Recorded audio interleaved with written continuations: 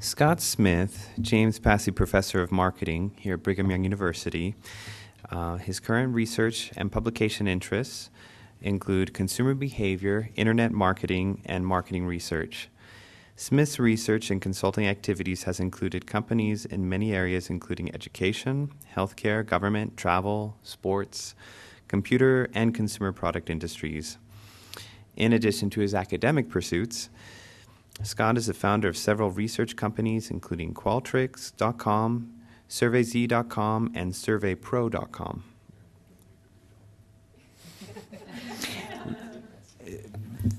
Scott is being very modest about his qualifications, but I will say that as a Fulbright scholar, he taught at the Academy of Economic Studies in Moldova, and he's received a PhD from Penn State University. I will also say that we're delighted to have his wife Karen here with us, and that she is going to give us a few thoughts on what it is like to be the accompanying spouse of a Fulbright faculty abroad. I will also recognize the president of the Utah chapter of the Fulbright Association, who's visiting with us today from the University of Utah, Dr. Bob Hill from the Department of Educational Psychology, who will also close today giving his remarks on the Fulbright Experience and the activities of the Utah chapter of the Fulbright Association. So please help me welcome Dr. Scott Smith.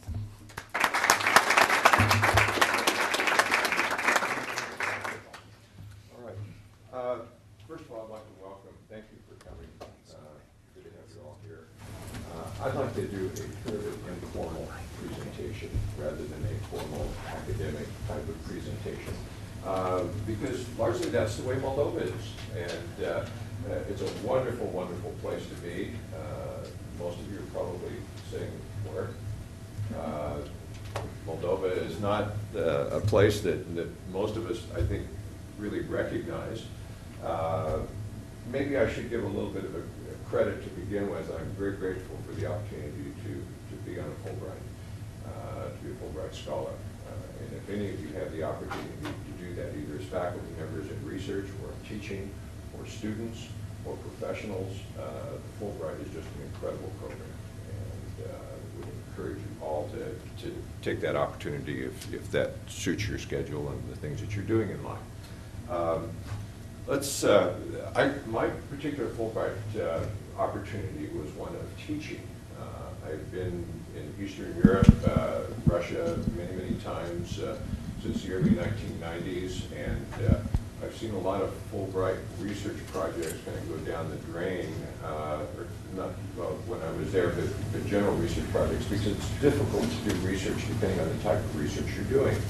And I thought it might be more profitable to do something in the teaching area. And it's an experience that I truly enjoyed. Let's see here. Wouldn't you know this as we get,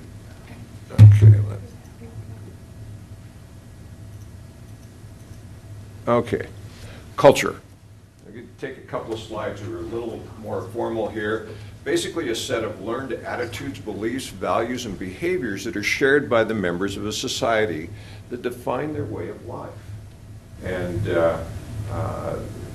this is about culture. This week is about culture at BYU, and I'd like to talk a little bit about culture in Moldova. It's the Republic of Moldova. It's a democratic republic.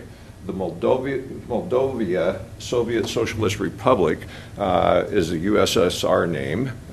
It was changed to Moldova in 1991.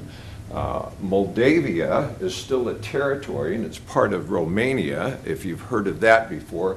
And Genovia is a fictitious country that's part of Princess Diaries. Okay? So there is some confusion, I think, that's there. So where in the world is Moldova?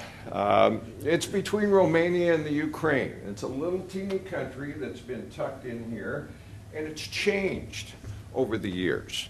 It's not always been here in this particular form. The capital is Chisinau, and it's pronounced about 3 or 4 different ways, whether you're Romanian or whether you're Russian or whether you're American that have no idea how to pronounce that. Russian is Chisinau, There are different pronunciations for that. Romania, it's separated by the Pruit River, which is in here. Transnistria, we'll talk a little bit about that, is this area on the right. And this is a breakaway republic. And it's guarded by Russian troops. The embassy encourages you not to go there, but we went and had a wonderful time. It is very Russian there, and it's guarded by Russian troops because Moldova attacked it, and at least according to my language instructor when I was there. But it's a great place to be also. Very fertile land. I've never seen such black soil. Primary agricultural crops there are grapes and wine, and that is what they're really known for. They grow other things, sugar beets, sunflower for oil, and so forth. History, there was a Greek colony that was there, tourists on the trade routes, often invaded by the Mongols and the Turks and the Russians. In the Middle Ages, it was a principality of Moldavia that was there, part of the Ottoman Empire. The Treaty of Bucharest passed control to Russia. There's an area there called Bessarabia, and it's part of that region. The Ottomans recognized the independence of that area, Romania and Western Moldova, in the late 1800s. They proclaimed independence from Russia. They aligned themselves with Romania, and you see how the land area actually changes. The Moldavian Soviet Socialist Republic was formed in the area of Transnistria in 1924. And then in 1940, there was a pact between Germany and Russia, and Romania gave up the area, which is now Moldova. And then you get into some really things that I find unique. The Moldovan is the official language. It is basically Romanian.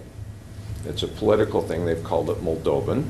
But in 1940, the Russians decided that this language would be in Cyrillic to separate it. So you will see signs, and they're in Cyrillic, but they're not Russian, and you'll try to read them in Russian, and you're going, this is just wrong. And but in fact, it's Romanian, which has been Cyrillicized, and it can be a little confusing at times. They were heavily involved in the Second World War. There was a Jewish death march that came from Moldova. In 1991, they declared independence from Russia, and the Republic of Moldova was formed. So that's a 15-second synopsis of the history. Moldova is a very, very interesting place. They have an extremely strong ethnic identity. They know who they are, but they really don't know which country they're in. Okay? Most places, you know which country you belong to, but you're not quite sure of your ethnic identity. Okay? And in Moldova, I think it's just the opposite. And there are debates that go on all the time. Are we part of Romania? Should we join with Romania? Or perhaps, if you're in the other side, of the eastern side of the country, should we join with Russia? Should we still be there? And Moldova is dedicated to becoming part of the Western European community and want to join that. That's part of the very strong part of their culture at this point. We talked a little bit about that. Basically 4 million people, 3.3 million. There are several large cities that are there. The Moldovan lei is the currency. Romanians, about 65%, quite a few Romanians, Russians, Gagauz, Bulgarian, Gagauz, the Turkish area that's part of Moldova. Eastern Orthodox, 98%. Jewish, Baptist, and others, including LDS. Literacy rate, very literate, about 99%. Per capita, $2,374 per capita income. It's the poorest country in all of Europe. which is kind of interesting. A couple of other things. Wine is the primary export. Crime. This is really one of the centers for human trafficking. And Pamela Smith, who was the ambassador to Moldova from the United States, made this her cause. She was the previous ambassador and did some very interesting things. She tried to create awareness of this, and it just wasn't happening. So she invited all the wives of all the ambassadors of the other countries and showed them video. And after that, the husbands heard about it, and things started to happen. And they passed laws and have prosecuted people for this at this point. Legislative, executive, judicial branches. Constitution is the supreme law of the country. They recognize and guarantee all of the citizens the right to preserve, develop, and express their ethnic, cultural, linguistic, and religious identity, which is a kind of an interesting statement that is there. They're permanently neutral, and they will not permit foreign troops to be there. The current president is Vladimir Voronin. He was elected. He is a member of the Communist Party, which is kind of interesting. It's a very different Communist Party, though. Very Western. They're very progressive. Not, I guess, people of my generation, it's not the thing that I think about when I think of a Communist Party. Interesting thing here, this last June, there was a fellow that was elected the mayor of Chisinau. Okay. Liberal Party, 61% vote, 38% to the Communist Party, and you take a look at him. Extremely young. He is not part of the old guard, and he's really kind of upset the apple cart, if you will, politically. And with parliamentary elections coming up in 2009, I would expect to see more of this. Why? Because the main capital city is very, very young, full of universities, full of students, and the young people identified with him. This is a picture in the city days. There are more holidays in Moldova than any place I've ever seen. Every weekend, it seems, in the fall. There's Wine Day, there's Chisinau Days, there's Country Days, and then there's holidays for everyone. You go down to the bus station, and there's an annual holiday for the bus driver, so the buses don't run, and no one tells you about that. But if you take a look at this, you have all of the government officials lined up. On the front row, you have the president of the country. I don't know who this gentleman is, but obviously he's the head of the Orthodox Church, and she's the national hero opera star. Okay? So there's a very, very tight relationship between the government and the Orthodox Church. And rural, it's a rural country. Anytime you get out of the major capital city, this is kind of what you see. It's farm country, beautiful. And this is not anything that's posed. This is just, we were walking down the street, and she was there in her dresses. You've got the wheelbarrow and the chickens and everything that's going on. Wonderful, wonderful people. You walk down the street and they invite you to come in and share wine with them. And everyone grows their grapes and has their own wine that they put in their house, and just a great, great experience. Businesses and shopping. Okay. Walked down the street and saw this, and you're going, you're not far from America, Toto. You know, Mary Kay is there. Kind of interesting.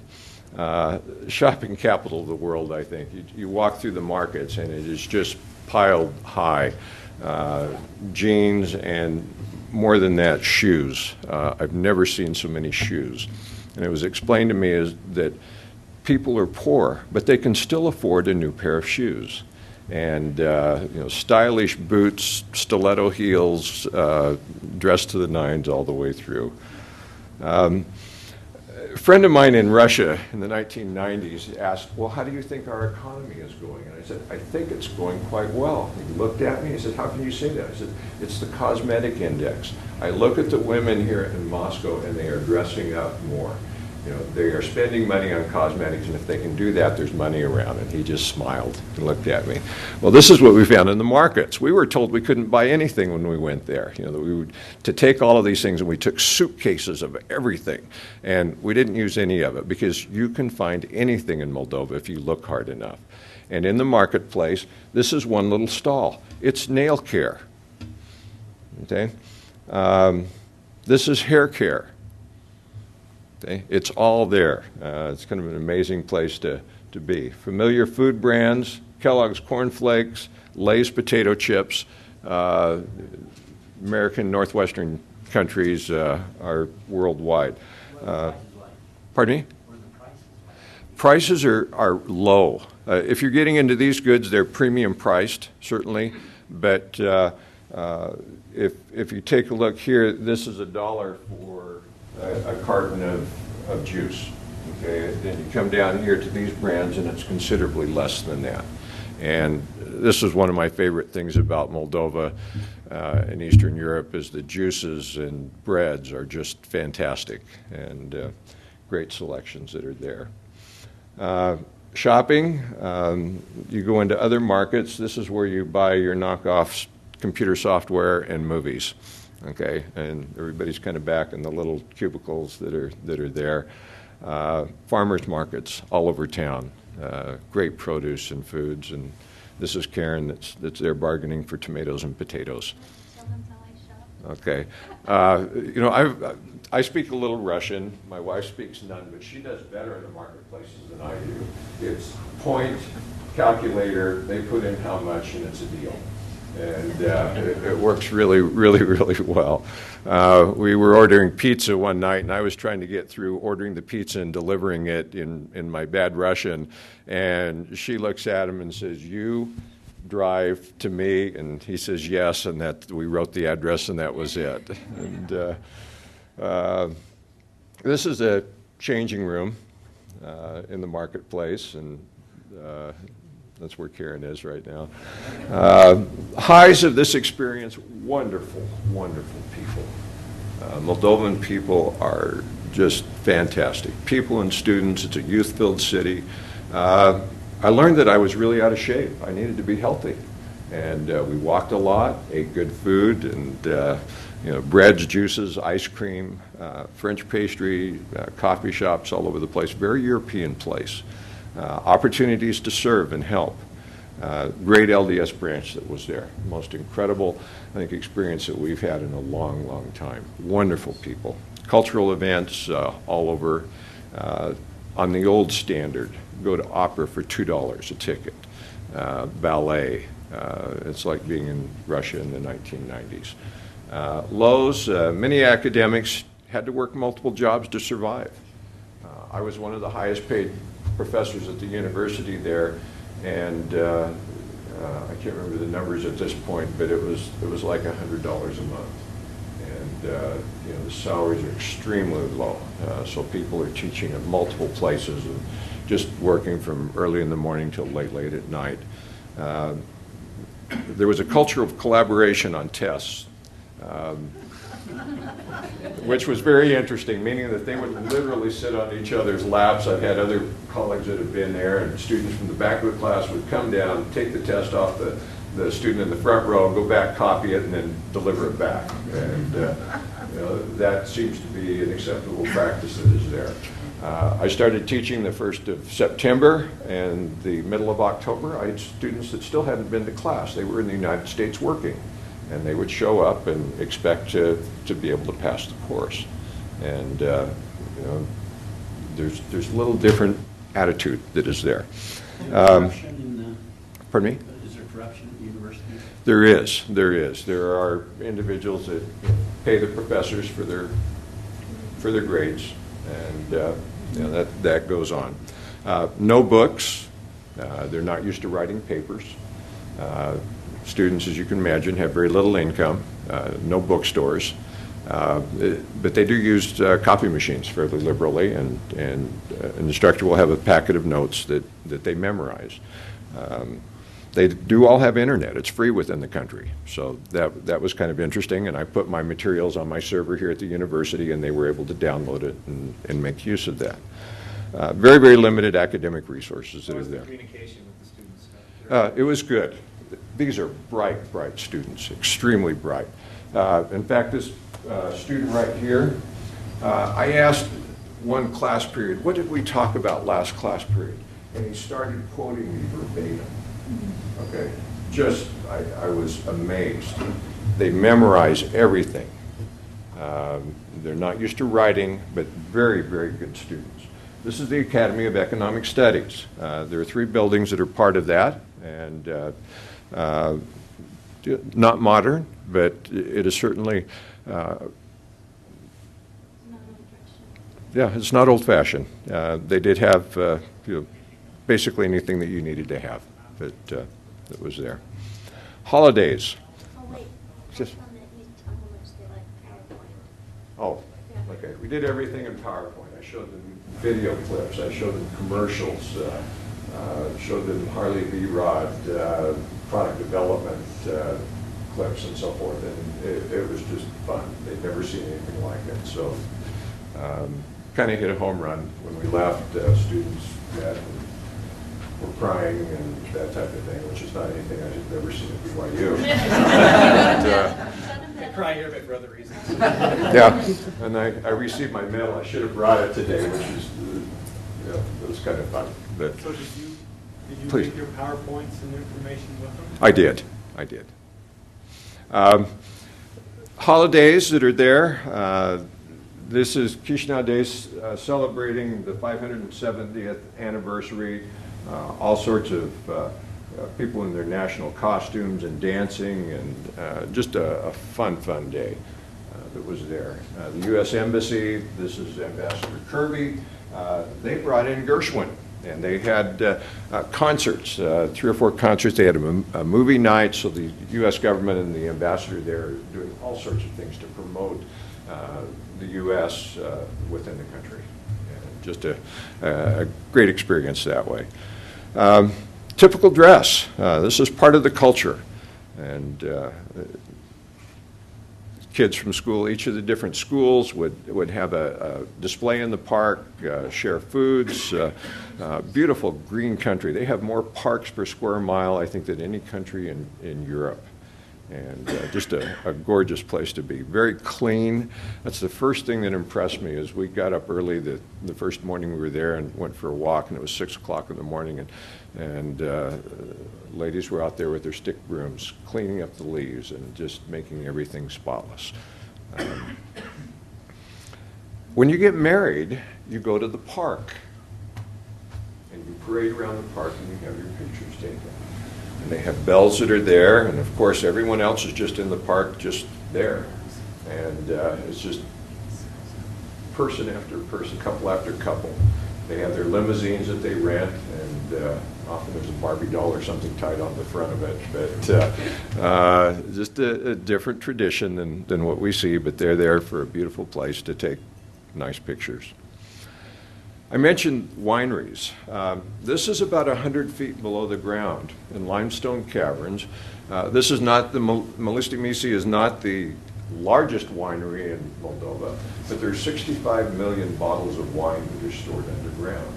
And we drove our cars down through the 100 miles of caverns that were down there, and you take the tour of the winery that way. And you can see these little caverns, they're just full, this is just full of bottles.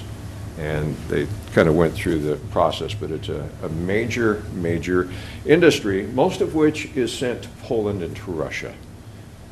We don't see a lot of Moldovan wines apparently in the United States. One Saturday, we went to visit orphanages in Transnistria, the breakaway area. And this was a step back into Soviet times, if you will, in terms of just looking at the area. Very clean. They have their monuments to the unknown soldier that are there, the mother country. This is a site, it's hard to tell what is here, but there are Roman catacombs that are there. This area goes back thousands of years. You look down the street, you still see a lot of nationalism, the hammer and sickle. This is the National Parliament building. The thing that struck me is this is in the middle of the day as we're there on a Saturday, and there's no one home. Okay? Major city, largest city in the country, and you see, what, 15 cars, 20 cars right down the center of town. And it is not uncommon for people in these particular areas to leave. And they leave, in this area, they go to Moscow to work. In Moldova, the economy is probably 50% money coming in from family members that leave to go work in Portugal or Italy. Okay. They can't make a living, so they have to leave and send the money back. And as a result, you've got a lot of children that are left, or family members that are left with no one to take care of them. And that's kind of a sad commentary result of the economics. When we were there, we went to an orphanage and walked in, and these two bulletin boards were up. Today in school on the right-hand side with art, pictures that are being drawn. On the left-hand side, you have the regime du dnia, the regime of the day, the schedule of the day, and the different things that the children do.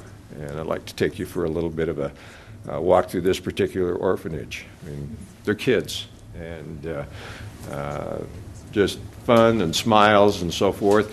This happens to be one of the best orphanages I think I've ever seen. It was the man that ran it was an expert in farming, and they had over 100 acres of land. They had a couple of tractors. They grew things and they sold them, so there was a revenue source that was coming in. And the older boys that were in the orphanage here are in their smocks and with their shovels, and they're heading out to the fields to pick some fruits and vegetables and so forth for the orphanage. This is a typical classroom, not anything so much different than what you'd see in the United States. Just bright, great kids. Since we're at BYU, I'm going to take a minute and just talk about the branch that was there in Moldova. This is part of the Romanian mission, and of all the branches in the Romanian mission, it's interesting that there are more missionaries that come out of this branch than any other branch. Okay? Particularly interesting because at the time we were there, the missionaries had been gone since 2004. They were thrown out of the country for preaching the gospel. And it was not until January or so of this year that Moldova was opened up again. And these are where the missionaries have gone, to Asia, to Europe, to America. This is the church building. There was no sign there at this time, but there is now because the church is officially organized. This is President Verlan, the branch president. I assume that some of you may be missionaries from that time period. This is my home teaching companion, Sergei Kovali. Sergei is now in the MTC. He was delivered there 2 weeks ago. And, where's it going? He is going to Italy. Going to Italy, Catania mission. How do you visit teach if you don't speak any Russian or Romanian? Well, you have them come to your house every month, okay? And you also invite your neighbor who's not a member of the church, okay, fellow Fulbrighter. And every month, Karen actually did better than I did, I think, in terms of acculturating herself within the country and within the church. And there's just a natural bond that is there. Can we talk about this and the orphanage and so forth? Where did that point? Do you want me to do that right now? Okay, go ahead. I'm going to let Karen take a minute or two here. Part of culture and Fulbrights, if you take your wife with you, she's involved in that also. And I think in many ways Karen did much better than I did, because I had these expectations that I was frustrated with a lot of times because of the way things worked there. And she calmed me down and said, it is what it is. And you find that it's very much that way. Okay. There you go. That's about what I was going to say. I wrote weekly newsletters home to our children to document our experiences, and I downloaded those this past week and read through them, and it brought back some really great memories that we had there. When we went to our training in Washington for our Fulbright Experience, our trainer told us that they never wear jeans there and that you should wear black. So I packed all of that, and all they did was wear jeans over there and no black. And then she said that we'd need all these things, which we packed in our suitcases, which ended up not being so. We literally could find anything we wanted in Moldova if we looked hard enough. And so our expectations were different. Scott packed every electronic device he could possibly think of that he might want, which totally fizzled out and were blown up by bad electricity. And so he experienced the first week extreme frustration. And we did find that it is what it is. And so some of our computers blew up, our phone blew up, and different things that we couldn't so we had some frustration. That was our major culture shock, was that we couldn't have that. The other thing was that Scott wasn't used to living in a 2-bedroom apartment with me in the same room. And so I ended up spending a lot of time in the bedroom reading so that Scott could acclimate himself to being in the same apartment with me. So he just likes to be by himself doing his own thing. So we soon found that we could live in a 2-bedroom apartment together. It was a good experience to say, yes, we can go on a mission together someday. I, too, was very concerned about coloring my hair and taking care of myself while I was there, as my daughter is my stylist here. And she said, well, I'll send hair stuff and Scott can put it on your hair. And I thought, oh, that would be a disaster. And so anyway, when we got there, we found that these women are very, very into beauty and fashion. And I found a fabulous salon that did my hair for $10. I had a facial every week for $5. It was just, I was just living it up because I knew when here in Utah I could not possibly afford that. And I even got Scott involved in the facials. So we'd both go every Friday for facials, and it was great. They just slapped your face, and when it was over, you felt so fabulous. The other Fulbrighters kind of poo-pooed the idea, but Scott did enjoy his facials. And so anyway, so I lived like a queen, and it was just great. And my tooth broke while I was there, and so I ended up the last 6 weeks looking like this Beverly Hillbilly. But I went to the dentist, and I was charged $2, and then I was asked to give a tip. And so that was her fee plus a generous tip because I was an American. So that was an interesting experience, knowing that when I got home and went to the dentist here, it was hundreds of dollars. So I also had the opportunity to teach language while I was there and have language groups through the embassy. And that was such a fun experience as we met with students and we talked about idioms and about their perceptions of the U.S.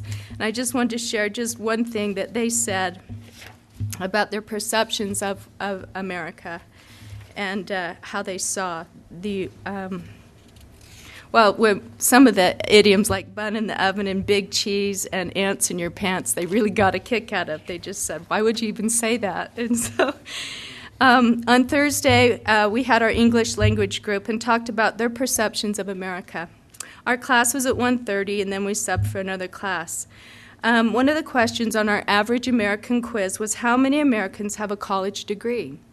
They guessed 50% or more, and the answer was actually 27%, and they were very surprised because education is so important there. They were also surprised to find that most American students prefer to do something with their mom and dad than go to the mall, watch TV, play video games, or play a sport. When they ranked the top 3 American values, they thought it was wealth, education, and work. And actually it was family, relationship with God, and community service.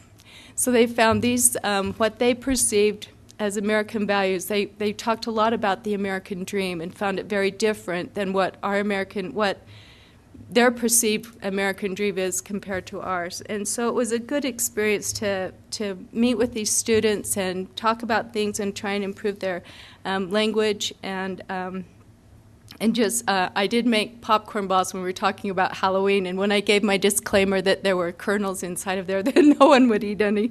And so, anyway, we just had some different experiences about sharing about Halloween and different holidays and things like that. While I was sick there, I took the opportunity to read the book called Playing Tennis, Playing the Moldovans at Tennis, and it's a book by Tony Hawks. And he talks about his challenge he takes with a friend to go to Moldova and play the 11 rugby football team, and the soccer team, and he makes a bet that he can go play them all in tennis and win. And he wrote this book in 2000. Now, if I had read this book before I left for Moldova, I would have been very apprehensive to go to Moldova. So I was glad I read it while I was there, because it was an entirely different experience. When he went, it was very dark, and it was just barely opened up for a lot of travel. And so it was different for him. And when we got there, it was just such a pleasant, wonderful experience. But he talks about going there. He says that his intention was to prove that a positive attitude and an optimistic outlook produced results, and it would take him almost a year to complete his task, going to Transnistria, Israel, and Northern Ireland to find all 11 players. He goes and he is able to get into the country, live with the doctor and his family, and they have 2 children, and he's talking to the children, and the teenage boy in the family tells him that it's bad to take risks. And Hawks says, not to risk anything is to risk everything. And the boy says, well, what does that mean? And he says, profound remarks carry so much more meaning when they're left unchallenged. But he said that he had taken this risk and gone into Moldova to accept this and to prove that there was a fine line between accepting your fate and losing your spirit. And I think that that's what he found there. As he walked the streets, he says, I started to see behind the grim faces of the people on the streets and realized that there was a smile within which couldn't be coaxed out by mere pleasantry. This was a land where the people had suffered, were still suffering, and expected to suffer tomorrow.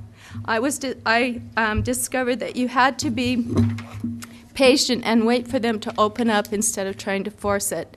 Trust, like so many other commodities here, was not something which was acquired easily, but once it had been earned, the doors would begin to open. And at the end of the book, this boy writes him a letter and said, you showed me that it's a good lesson for me, and I will follow your example to never give up. And so he felt like he had made some impact with this young boy, but that book really was so insightful to really how the life of Moldova is, and I really enjoyed it. It gave me a much greater appreciation for the Moldovans. I also was involved here on the right. We participated with the International Women, and this is their fundraiser for the year to help some of the orphanages in Moldova. There are 11,000 orphans there in Moldova. It's quite a problem, as Scott mentioned, because many of the parents leave the country to go work and then basically abandon their children to the orphanage. Or the one girl who I taught hadn't seen her mother for 4 years, and she was helping to raise her 2 younger sisters because her mother was working in Italy. And so we met at the ambassador's wife's house. We put together and made a lot of wreaths to try and sell at the fair that they had. Over here is the last weekend that we were there. We actually had the opportunity to go into an orphanage, and I must say it was one of the most life-changing experiences for both of us. We were these wonderful, delightful children, so full of happiness, and I had a friend who wanted to do something. She sent me a box full of 40 dresses for these children for one of these orphanages, and so we went with the sisters and the branch members, and we went to this orphanage, and I think Scott's going to play a video. We were asked to speak at church, and we put together a video about this orphanage experience. And if I could say anything about that, it just filled you so full of compassion for these children who have so little, because once they turn 16, they're out on their own and they have nowhere to go. Oftentimes they have learned a little trade, but there they are alone, and they must find their own way after that in Moldova. There is a charm in Moldova that I really can't quite explain, but we just had such a marvelous experience, and I told Scott I can do a semester, and I gritted my teeth through the whole thing, preparing, thinking I can do this, and I just kind of went on autopilot. But once I got there, it was so wonderful. It was so fantastic, and I wish we would have stayed a year. It was so great. I just can't say enough about the Fulbright program. It really is such a fabulous experience. Every Saturday night, we met with all the Fulbrighters in Chisinau. We went out to dinner at some fabulous restaurant and caught up with each other. There were 5 student Fulbrighters there and 4 professors, either doing research or teaching. And so we just kind of connected every Saturday night. And I think everyone just had such a tremendous experience in Moldova. Tony Hawks, in his book, as he talks about playing tennis with the Moldovans, said, one of the Moldovans says to him, "I think it would be better if we all took what the umpire says at the beginning of every match as a piece of advice, love all. If we did, then the world would be a much better place." And cultural differences aside, I think that's true. Love all. So I'll have Scott play this video, and thanks for the opportunity to share my personal experiences about Moldova and the Fulbright experience. We called this a Symphony of Service. What do you need? An orphanage, a bag of stuffed animals, a bag of candy and cookies, a bag of socks and gloves, 40 dresses, a minivan in the afternoon, and a few people. Whoops, what happened? There we go.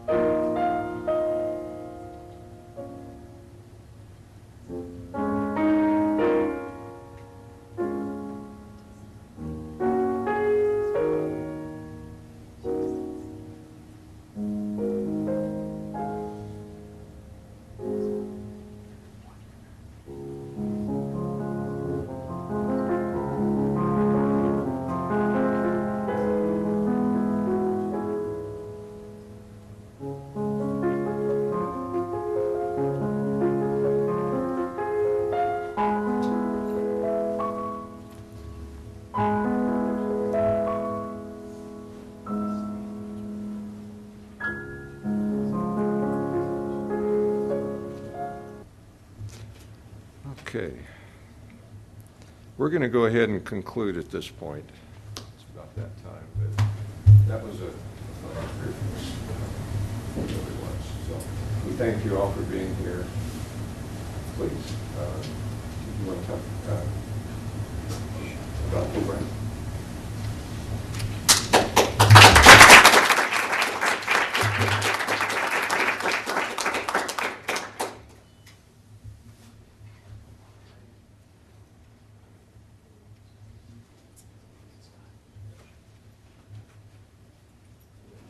Well, I'll just take a minute or two because I don't want to detract from this exceedingly poignant and fascinating presentation of Moldova. Karen and Scott's Fulbright represents, I think, one of the, examples of how powerful a Fulbright fellowship can be. As Aaron said, my name's Bob Hill, and I'm the president of the Utah chapter of the Fulbright Association. And I'm just out of curiosity in the room, how many have been on Fulbright in the room? So, and I know, let me introduce Denise Heap in the back, who is a Fulbright scholar, and she was on a Fulbright in 1977 in Augsburg, Germany. And then the other, yes.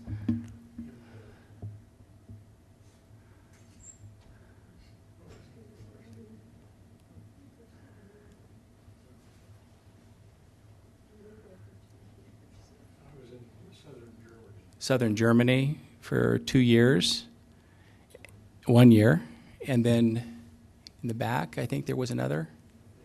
Yeah, Phil? I was in Marburg, Germany. Marburg, Germany. My Fulbright was in 2003 in Maastricht University, and I was studying human aging in the Netherlands. Just out of curiosity, does anybody know which 3 countries produce the most Fulbright scholars to the United States? What's the top 3 countries? One of them is one that's obvious because there's 3 of you who are here who are German. Germany, okay, and then the second one is what? Pakistan. Pakistan produced 178 Fulbright scholars to the U.S. this past year. I'm reading from the Chronicle of Higher Ed, October 26, 2007. And then the third is Colombia, 73 PhD Fulbright scholars. And does anybody know the university that produces the most Fulbrighters to foreign countries? Harvard, Stanford, BYU, University of Utah, Weber State, Michigan State, University of Michigan in Ann Arbor, and they awarded this past year, last year, 37, this is just U.S. students, 37 awards. They had 119 applicants. In Utah, Carol Bergstrom, who I'm going to introduce again, and Carolyn are both intimately familiar with how many applicants we had this year in these 2 institutions. How many students applied for Fulbrights? 14, that's pretty good. And then were any awards made? Oh, last year we Yeah. had 9, 6, 4 received it. Okay, so we had 9 applicants and 4 received it. And Carol, the U? Well, last year we had 5, but we had 1 alternate. Okay, so 5 and 1 alternate. So as you can see, we're not really on the playing field. And I think one of the reasons is there's just not a lot of education about what the Fulbright is and what it means and how to apply it. In fact, I'm going to wager that every single individual in this room is likely a candidate for a Fulbright award. And I'm going up next week to Utah State where I make an hour-long presentation about how to get a Fulbright. And it would be amazing if you, as you learn how many different kinds of Fulbrights there are. Aaron Rose is a Fulbright alumni. Where's your Fulbright, Aaron? I didn't see your hand because I was facing forward. Japan. And Aaron presented to our Fulbright board his experience in Japan about a month ago. Absolutely fascinating. So you need to give a talk here as well. And his Fulbright was an administrative Fulbright. Is that correct? And then we have just a gigantic number of teachers in the public schools who've been on Fulbrights, and there's Fulbrights for them, and it's part of the Fulbright Hayes program. Our board is composed of 9 members, and 3 of those are public school teachers. Others, we have several that are in business and industry, and then, of course, the traditional academics. So I think you can see Fulbright is a very broad-based fellowship, and irregardless of the reason you went on a Fulbright, like Karen and Scott, the stories are just, the presentations are just exceptional. Every Fulbright presentation I've come to, when I've listened to it like this one, I've looked back and I said, wow, it's already 45 minutes. It seemed like I was just sitting here only 5 or 10 minutes because they're so fascinating. So I'm hoping that I'll be able to come back and talk with you more, and if you're a Fulbrighter, I'm hoping you'll join our chapter because we have a lot of wonderful events. We have a cinematographer from China who's going to be joining us for a Fulbright event that's a free screening at the Sundance Film Festival. So we have 60 members, or members of the chapter, and there are 200 Fulbrighters in the state of Utah right now. Thanks very much.